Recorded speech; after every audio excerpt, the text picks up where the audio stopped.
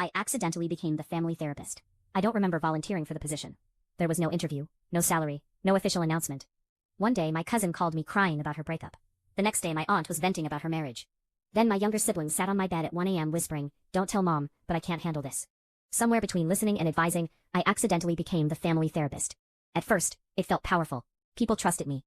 They'd say things like, "You're the only one who understands," or "I can't talk to anyone else about this." And I wore that like a medal. I was the calm one, the mature one, the emotionally intelligent one. I knew who secretly hated who was jealous of whose success, who felt unloved, who was pretending their marriage was fine. Family gatherings became surreal.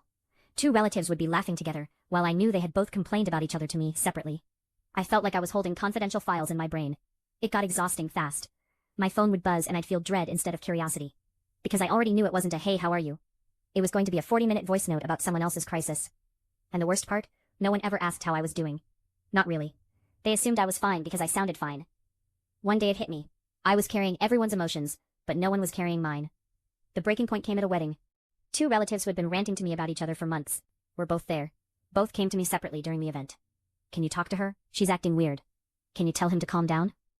I stood there in my outfit, holding a plate of dessert, realizing I wasn't a guest. I was customer service. Something snapped quietly inside me. That night, when my cousin started venting again, I said something I'd never said before. "I don't have the capacity to handle this right now."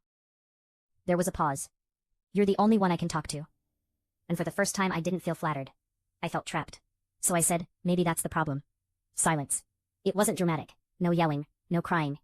Just discomfort. I slowly stopped responding instantly, stopped giving detailed advice, started saying, "Have you talked to them directly, instead of solving it myself?"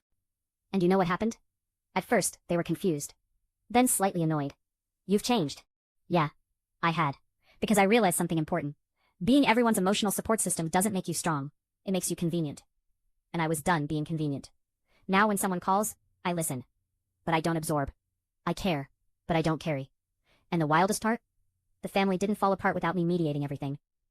They adjusted. Apparently I wasn't the glue. I was just the sponge.